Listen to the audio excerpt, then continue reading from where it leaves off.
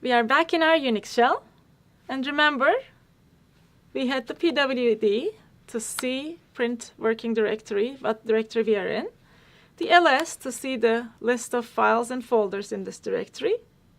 And we talk about cd to change to another directory. But to be able to change to another directory, we need to have another directory. And in this directory, at the moment, we only have 2 text files. How do I know that?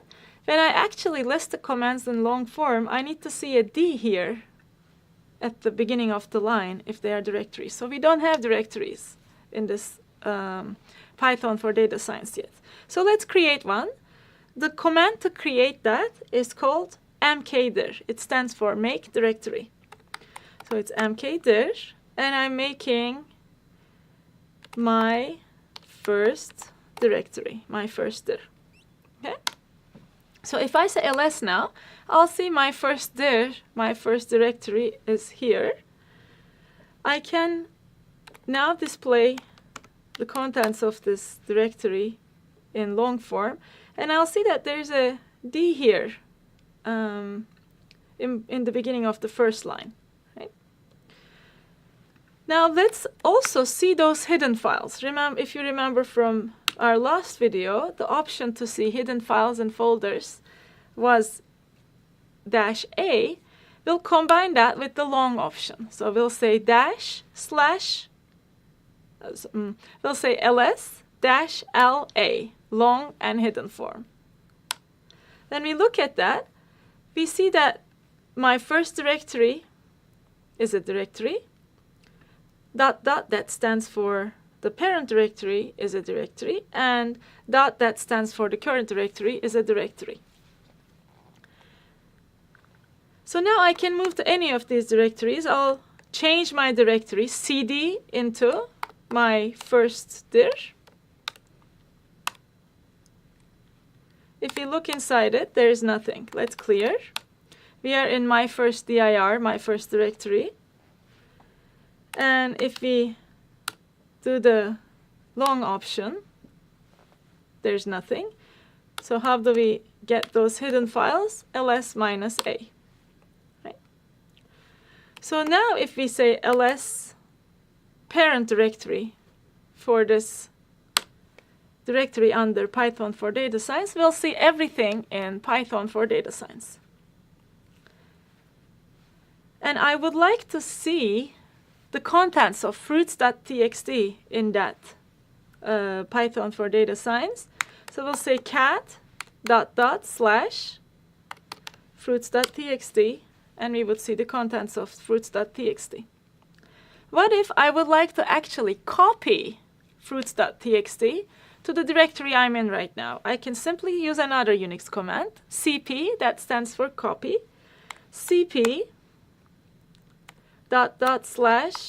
fruits.txt, and I would like to copy it to this directory. What's the short for this directory is dot. Okay? So I said get the fruits.txt in my parent directory /fruits.txt and bring it here. cp, copy, source, and destination. Now if I ls under this directory, I'll see that I have a copy of fruits.txt here. If I ls the parent directory, I have a copy of fruits.txt there because I literally copied it. I didn't move it. If I wanted to have only one copy of fruits.txt in my system in this directory, I would have just said move fruits.txt to this directory. So instead, we'll use the move command for shakespeare.txt. We know the parent directory has shakespeare.txt.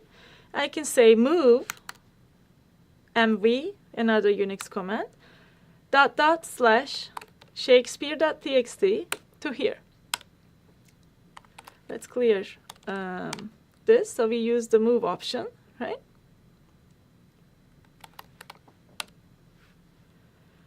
So now, when I say ls, I'll see that there is the shakespeare.txt and fruits.txt here. Just think for a sec. If I say ls dot dot for the parent directory, what you expect to see in there. In particular, would you expect to see Shakespeare.txt there? The answer is no, because instead of copying Shakespeare.txt, we actually literally moved it using the move command. Now, in this directory, we have 2 text files. If I wanted to just display all the text files, I could make use of that wildcard option. Remember that star character? And say ls star.txt. So what I'm communicating to the shell here is I would like to list anything with a .txt option, .txt extension. So ls star.txt will give me all the text files in this directory. So now that we reviewed our basic commands, we can move to the next video.